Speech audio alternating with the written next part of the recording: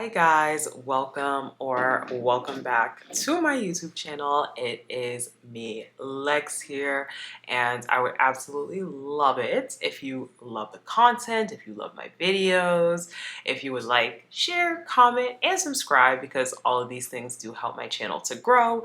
It does inspire me to continue creating content.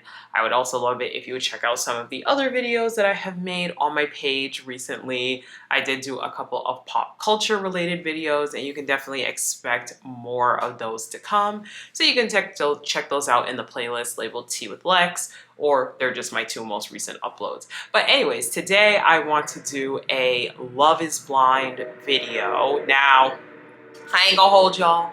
I thought I was gonna be done with Love is Blind.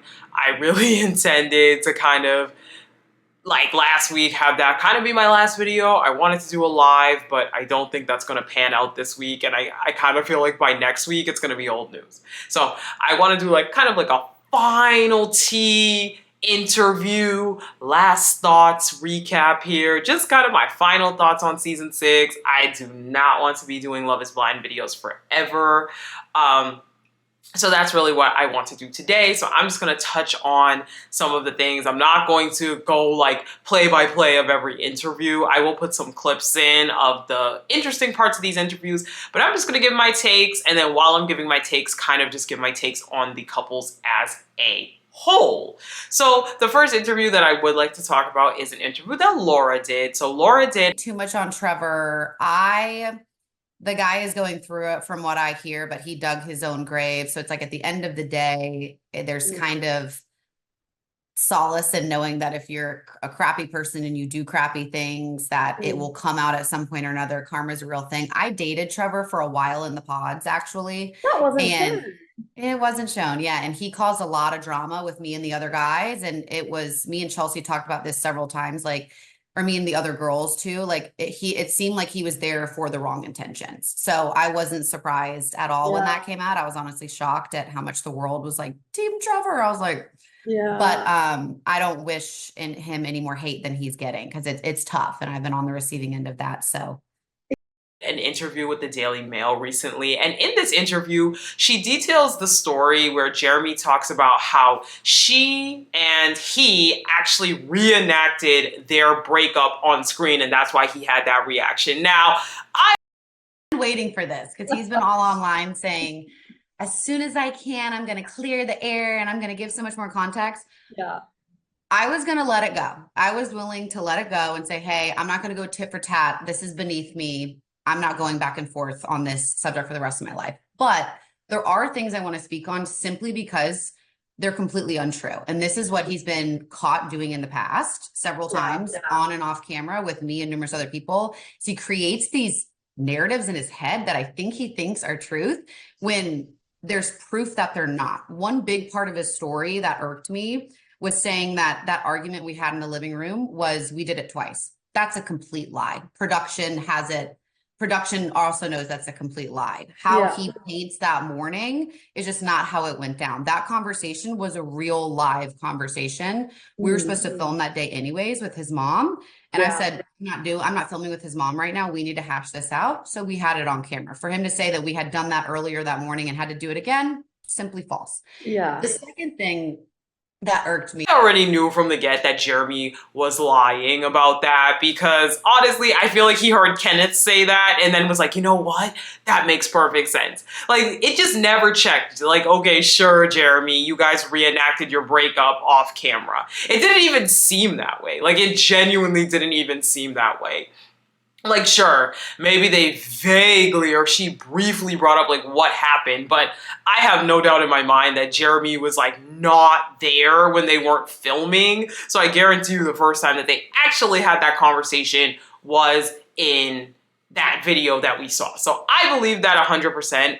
Another thing that he claims, according to Laura, is that he had went out with Sarah Ann because he heard that they were all going to be having the lake day, when in reality Laura claims that she was actually the one that had told Jeremy about the lake day, and he wanted to know that, you know, or she wanted to know, excuse me, how he was going to be responding when all of them were together, because at this point she was under the impression that he had told her, hey, I don't want her, I'm not interested in her. So that's just that on that. In terms of Jeremy news, he did come out and defend Trevor's mental health. And to be frankly honest, like, I will say, for what it's worth, I do not believe that anybody should be getting excessive hate. As I said before, I don't think anyone should be doxxed. I don't think anybody should be, their family should be being contacted. Their job should be being contacted. At the end of the day, this is a reality show. I get it. Some of these people are absolutely awful people. I think Trevor needs a lot of help, but I will definitely say that I don't think that anybody should be like actually going into Trevor's personal life and treating him like trash. I think he needs to make those lessons himself. I think he needs to figure himself out. And I think overall that is the main thing and the main takeaway from there. So, you know, kind of with that, my final thoughts on Laura and Jeremy and Sarah Ann. Look, I'm going to be honest with y'all, and I was going to talk about this in my live earlier. I kind of feel like Sarah Ann should be more mad at Jeremy. And I'm going to talk about this a little bit with Chelsea and Jimmy as well. I feel like Sarah Ann should be a little more angry at Jeremy, because one thing that we've noticed along this whole thing is that Jeremy has never defended Sarah Ann, ever. You know, at the reunion, I feel like Sarah Ann got so much more heat than Jeremy. I feel like Sarah Ann still continues to get a lot more heat than Jeremy. And I don't know. Again, you guys know I don't really buy that the two of them were even together during the reunion. But I do think it's really messed up to let your supposed girlfriend take the fall for everything. I think Sarah Ann came into a situation where she really didn't have a chance. And as I said, do I think her behavior was kind of abominable? Yeah, you're like talking to a guy who's engaged. I understand it's a TV show. I'm still not letting that be an excuse. But at the end of the day, I feel like Sarah Ann literally never had a chance to be looked at in a positive light. I think she always came into a negative situation. I think Jeremy brought her into some kind of negative situation. And all it would have taken in this situation was Jeremy being like, hey, look, Sarah, hey, look, Laura, this is not working. And then boom.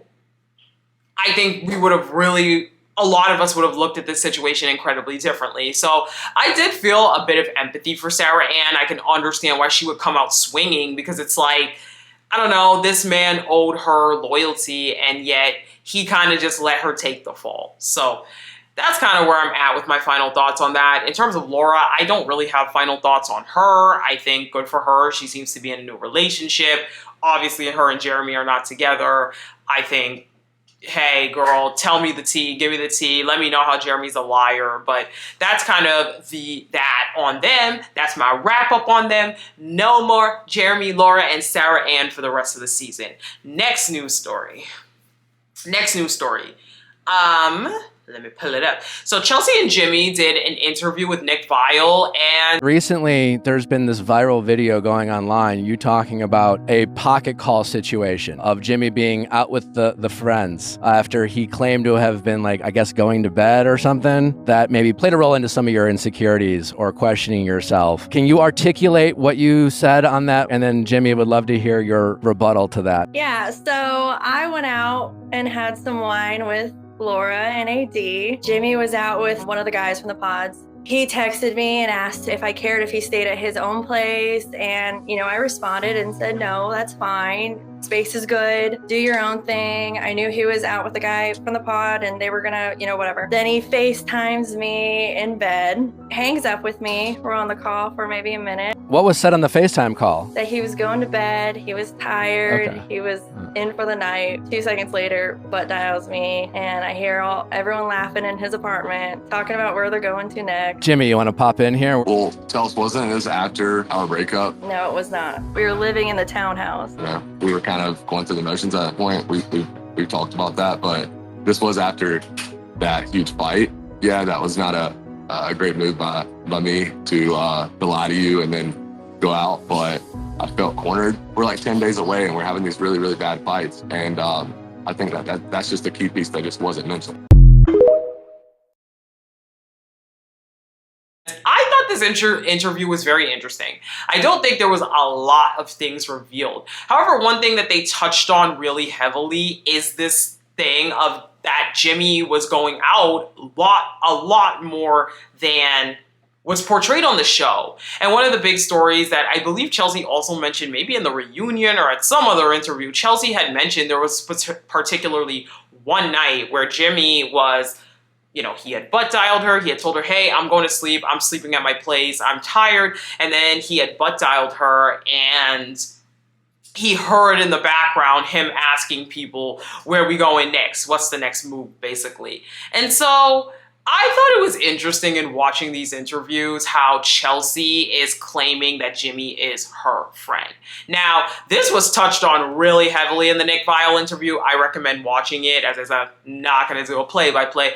But it was really talked about very heavily, where Nick Viall was like, look, like, yeah, no, Chelsea was basically like, look, like, I took the heat, I took the fall, I looked absolutely crazy on this reality show, and Jimmy got an amazing edit. And one thing Chelsea does say in the interview is that she was under the impression, both her and Jimmy thought it was going to be the other one that was going to look like a villain, but they really thought that Jimmy was going to get a certain type of edit, and that Chelsea was going to look crazy for staying with him. So that, to me, seems to indicate that there was a lot of things that we did not see behind the scenes of Jimmy. And even going back to Jessica's Nick Viall interview, she also cited and mentioned that Jimmy was going out a lot, that Jimmy was never in the pods, that Chelsea would cry about that. And so I do find it very interesting that in these interviews, Jimmy is still not taking some of that heat off of Chelsea. I think Chelsea got a horrible edit, and they talk a lot about the edit, you know, how she got a horrible edit, how she looked like some insecure girl who was crying every day. You know, y'all seen the recaps. Like, that is what Chelsea looked like, but she is standing on business, and I will say, I do believe her. I do believe her. Now, I'm not saying that I don't think Chelsea has her own set of issues that she really needs to work on.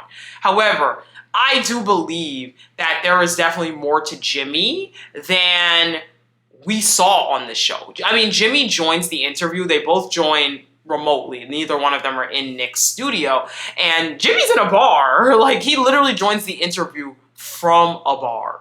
Okay, so for me, I just think it's very weird, and I think it's very interesting, because I think that, first off, Chelsea girl, stop calling that man your friend.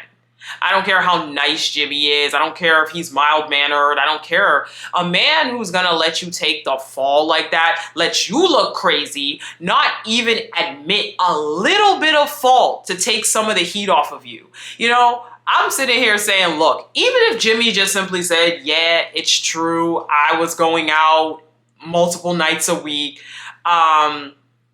then I do believe that that would have helped the edit significantly for Chelsea. I do feel like that would have literally helped Chelsea so much, where it wouldn't have even made him look that horrible. And Jimmy actually did do an AMA, and there was one particular story that I do want to read to you guys from this AMA, because, again, he talks a lot about how he was not going out every night. But then, like, I don't know, you have multiple people telling you, saying that you were out every night. It just seems bizarre to me. So let me go ahead and read Jimmy's response here. So this question says, do you like to go out? Were you going out a lot during filming? And it says, LOL, no. I wasn't going out a lot during filming. I've still never been to therapy, open to it, but I've been blessed to sub it with an amazing friend group that constantly allows me to vent and makes things easy for me. During the experiment, I was totally off the grid and didn't have that as a resource, so when I came back, I was craving those social interactions with friends more than ever. I was playing catch up, so I guess it seemed like I was going out a lot, but truthfully, I wish I could have went out more. It was maybe 3 times off camera. Sue me. On a time crunch, and I had a lot of conversations and brains to pick. Debatable if I should lean on my friends so much, but that's all I know, and this experiment wasn't easy at all for me. When I did go out during the experiment, it was totally a social thing to catch up and share my experience with close friends and get people's approvals, and less of a party hard kind of night. Yes, I know that doesn't need to be at a bar. Yes, I enjoy going out nowadays. Yes, my pants are cuffed and I'm going out tonight.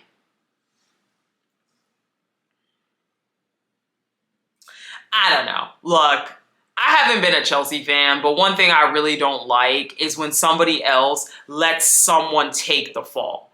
Jimmy has not said anything or really responded or admitted to anything, because at the end of the day, he could say, Chelsea's my friend. I love Chelsea. We work through things, but he doesn't want to let go of the good edit.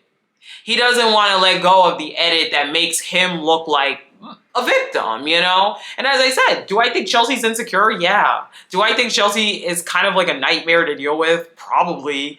But I think that there is definitely more to a lot of these stories. And just, I guess, coming from the perspective of a woman, I know that there is a lot of times where there is more to the stories. A lot of these men do act one way behind the scenes, on camera, off camera, in front of people, not in front of people. And having been in a relationship like that before, I do empathize with Chelsea, especially the more I listen to her interviews, because I do feel like there is just something we're not getting. And I think if multiple people have corroborated that Jimmy's a party guy, he's out a lot, I just wish that maybe he would have helped out Chelsea a little bit, even by saying, yeah, I was out a little more. Even during the Nick interview, Nick Viall was getting irritated because he's like, Jimmy, like, we get it. We get that it's an edited TV show. Can you answer the questions? Like, can you give us like a straight answer? So that is one thing. Now, AD has also done her interview rounds, and Desiree. Yeah. AKA AD. Period. Girl, do you feel like you got physical too fast? I didn't hear what that man was telling me. Yes. 1 minute it's stand on business, and next is, sis, we're sorry, take him back. We're gonna get to the regrets, not yours, his. Let's clear that up. Because I also have the receipts on that. Oh. Respectfully. I would follow him off a cliff without a parachute because I know he will be down there to catch me. You have been on a few dates with Matthew? AD, stand up. Listen, sis, I'm stood. And I was like, oh, why would you do that? There's a video circulating of you allegedly at Thanksgiving with Clay. My finances have never been funny, to make that very clear. Never funny, honey. Jimmy said that he would go on a date with you if you were willing. Would you go on a date with Jimmy? Yes or no? I think the most interesting parts from AD's interviews are the fact that she is standing on business, that Clay behind the scenes was telling her, I want to be with you. That she wasn't just Delulu, that she wasn't just thinking that he was in love with her, even though he didn't say anything. She claims that behind the scenes, he would cry to her. He would tell her he wanted this. He would tell her that he really was invested in working on things, and that she was just being played with left and right and left and right and left and right. She does claim that she's standing on business. She's not with Clay, but then in some interviews, she says they're flirty friends. And I don't know. I feel like when it comes to AD, I think that AD has seen a lot of what other people are saying, so she's trying to run it back. If I'm being completely honest with you, it just feels like she's running it back. Do I believe that Clay was probably telling her behind the scenes, yeah, I want to work on things, yeah? I do. I do believe that Clay was saying one thing and also saying another thing. But I think for AD, I think the thing that still is interesting is that, like, it seems like she still can't really stand on business when it comes to things. You're still flirty friends with the guy, but he embarrassed you in front of everybody. So that's been kind of the main facets and main points of AD's interviews. Now, we are going to touch a little bit on AD's finances because a lot has come out surrounding AD's finances. First off, Clay did a little interview where he talked about AD's finances. Clay's response on AD's finances, hashtag love is blind. And the full interview will air tomorrow. It's a really good one. It is. And here's what he had to say about AD's finances and why that is important to him. I wasn't never saying that AD's finances was a reason why we wouldn't be together. I was saying that I didn't understand it enough for us to get married at this time. We talked about the finances in the pods. What I saw from AD in the pods was a little bit different than what I saw when we were actually in Charlotte together. We vibed off of entrepreneur spirit. We vibed off of working hard. And then when I felt like when we came back to the house, she dedicated all her time to be a wife. And that's cool and everything, but that's not really what I fell in love with her about. I I take issue with him saying, I need to see you go to work. Like, what do that mean? Well, he explains it a lot more in the interview, but I guess for him, seeing the motivation, seeing you actually, because he's like, how are you able to not do anything this whole time and not be committed to work? And some people, and he said, that's fine. Some people are like, okay, I just want to be a wife and that's what I'm here for. That's what I want to do. I guess for him, he needs to see you being like, I got to get up and at grinding. He has a that's day his job mindset. and he has a side hustle. Right. So he wants a woman who moves like this. And he basically said, like, look, you know, in the pods, we connected on entrepreneurial spirit. You know, we connected on many things. So when we got out of the pods, it was interesting to see that, like, she wasn't really going to work every day from 9 to 5. And, you know, it seemed like her work ethic and my work ethic basically weren't lining up. And I just feel like Clay, my thing about Clay with this whole thing is I feel like Clay is leaning on that because it's easy to lean on. I feel like he finally found the thing that's not, oh, I don't like the way she looks, right? Or, oh, I didn't like something about her wig or whatever it could have been about her that he wasn't into. I feel like he tried until he found something that people were like, oh, because now I've actually seen a lot of people being like, oh, damn, maybe AD is like dusty, like maybe AD's weird. And then Clay's like weirdo friends came out. I feel like a lot of people from Clay's corner have been coming out. So his friends also came out talking about AD, or his friend, pardon me, excuse me, came out talking about AD's financial situation. Let me just go ahead and read y'all this because I guess, you know, now AD's situation, I guess, is going to be the topic of conversation for everybody. So let me pull this up for y'all real quick. So Clay's friend said, I'm Clay's best friend and we've both been living out in Charlotte for years now. AD finances are in fact funny. She has a sugar daddy that is funding her life, bought her a car and apartment. She not a realtor. Ask her to show one house she sold or a picture she took with someone in front of the house she's just sold them. I'll wait. The nerve to do a press run to lie on a dude that has said nothing but kind, respectful things about her is nasty work. Now, first off, what did AD say that was nasty about Clay? I feel like if anything, AD has been giving Clay a lot of grace and saying very little about this man. And honestly, I think she should be going a little harder, but that's just me. But second of all, I was under the impression that AD just started being a realtor. Like, I was not under the impression that AD is like one of the Selling Sunset girls or the Selling Tampa girls. Like, I was definitely under the impression that because she still works in a nightclub, that she likely was probably a cheerleader for the Pats. She was a cheerleader for basketball teams. She moved down to Charlotte after she finished those things and now is working in a nightclub and starting a real estate career. I don't know, but to me that seemed fairly obvious, but let's keep going. There's more. November 2023, around her birthday, her sugar daddy confronted Clay and I outside the club stating he was still involved with her and had been the entire time and told Clay to stop messing with her. I don't even know if I believe this. I'll be so honest, I just don't know that I believe this story. Anyway, so this person, they put up a tweet saying, mind you, both jobs confirmed. The fact that they were still messing around in November, though, also confirmed. On the podcast, she said she visited Clay's mother at Thanksgiving, then left to go on a date with somebody else. Interesting. Okay, I have not watched her podcast fully. Here's my thing on this. If AD had a sugar daddy prior to meeting Clay, who cares? Like, I'm sorry, but y'all are really trying to shame a woman because a man willingly bought her a car, bought her, you know, paid for her apartment. And it's like, but y'all will be with women that cook, clean, and F you, and that's fine. Y'all will encourage yourselves and other men to make sure that you find women that are fit, keep you fed, and F you, and that's totally fine for you to size women up on those qualities, but AD can't be with a man who willingly bought her a car, bought her, you know, paid for an apartment. And I'm really glad that I've seen most of the comments have been like, who cares? Like, y'all are trying to drag her, even if it's true that she had a sugar daddy, so what? So what?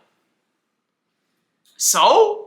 And then they're talking about November 2023. Wasn't the experiment already done? I mean, we did see that TikTok of AD dancing at Clay's house. But again, were they not just friends? Were they not just flirty friends? I'm just saying, right? They're both confirming that after the experiment, they were just friends. So if AD and Clay were just friends, who cares if she's at your house as a friend for Thanksgiving and then goes on another date? Pick your battles. Pick your battles. That's my take on that. Pick your battles. Because you can't sit here and say, oh, we're just friends, we're just friends, we're just friends. You know, we're not together. I'm not with AD. But then go off and do something else. And I know y'all want to shade her so bad for having a sugar daddy, but who cares? If a man is willingly paying her bills, who cares? Like, good for her. Honestly, good for her, because it's not like she's out here two-timing. Y'all are claiming that, you know, in November of 2023, he came out and told Clay to get away. And it's like, really? Because y'all weren't together in November. The experiment was over before November, according to y'all. So, yeah, I'm going to say that's a no for me on that one. Let me see what else. Oh, yeah, Clay did do an interview with Tamron Hall, and he cites in this interview that he is in therapy. He goes back on that whole, I've done multiple therapists. I'm still in therapy. You know, I'm trying to be a better man. AD is the love of my life. And I'm just like, okay. But you guys don't skip a beat to embarrass her. This is what kills me about Clay. How are you going to call this woman the love of your life, but all you and your friends do is embarrass this woman? All you guys do is talk shit about her. Why did your friend need to come out and say that stuff? I don't understand. But I think that's all. So in terms of my other final thoughts for these couples, AD and Clay, I'm so glad that Clay said no at the altar to AD, because I think that she did not need to be with that man. Period. You don't need to be with that man, sis. Whatever her financial situation is, who cares? She's good. It don't sound like she in debt. It don't sound like she grifting. So whatever she doing, if she got a sugar daddy financing her life, shit, who cares? That sounds good. Y'all got women cooking and cleaning and doing all of your household tasks. Is that not the same thing? Y'all don't lift a finger to cook a meal or anything. But you talking about AD having a sugar daddy who finances her life. I'm just saying. You can't have one, but say the other's wrong. So that's my take on those two. Okay. Johnny and Amy also did an Instagram story where they talked about the birth control situation, and they just explained in further depth that they talked about this on and off camera for like about a week. On top of that, they also talked about the fact that there was no pressure ever the way that the show made it seem, and that neither one of them really Amy didn't know a lot about vasectomies. Johnny didn't know a lot about women's birth control, and overall, I think Amy also, she does mention that she has a blood vessel disorder that is genetic that also doesn't allow her to take regular birth control. But after much deliberation, they have really come to some consensus. There's never been any pressure on either side. They're both validating that. My one question with these two, though, is there was a kind of a red flag, is that they didn't seem like they were on the same page if an accidental pregnancy happens. And so I think that's something very important, because you can't have it where one of you is staunchly like, I will go ahead and go through with it, and the other one's like, I absolutely don't want it. And that was always what made me weary about Johnny, not the birth control conversation. I mean, that was weird. Like I said, it gave weaponized incompetence, but that was weird, but it wasn't the main thing for me that threw up flags. The thing that threw up flags for me is how he was so staunchly against having a kid, to the point where it seems like if she gets pregnant, what is his response going to be? Is he going to press her into something that she might regret? So that was my worry and concern. But that's all, y'all. That is all I have got for this reunion. I'm thinking this is likely, unless something really crazy. And I know I said this last time, but I gave you all this because I know I tried that live the other day and it didn't go right. So I was like, let me at least give them what I was going to give them in the live. But I think this is probably for a minute going to be my last Love is Blind video until maybe either after the altar comes out or we just get a new season. Because I do want to pivot, like I said, into other content. Some other content you can expect on the channel. I actually just finished Quiet on Set. It was really a deep documentary. I am going to be doing a kind of video review, my takes of it, especially as a Nickelodeon kid. Girl, everything in that show, I grew up watching every single one of those shows. Like, know them word for word, bar for bar. So to see all of that in that documentary was absolutely insane to me. So I am definitely going to be reviewing that. Another show that I will also be reviewing continuously is 90 Day Fiancé, so look out for those videos.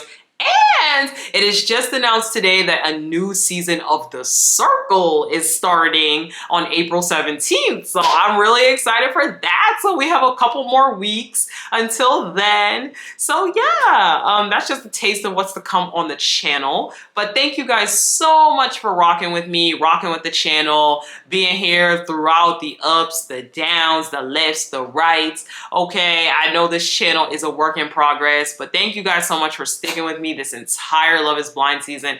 I do hope you stick around and support some of the other content, and I will talk to you guys in the next one. Oh, by the way, if you made it till here, please like, please share, please comment, please subscribe, because all of this enables my channel to continue growing and inspires me to make content. It helps me on my road to monetization. Okay, girl, because them watch hours is watch houring, but them subscribers ain't subscribing. That subscriber count ain't subscriber counting. Okay, so I'm gonna need y'all's help, but thank you guys so much. Thank you for rocking with me the entire Love is Blind season, and I will talk to you guys in the next one. Bye!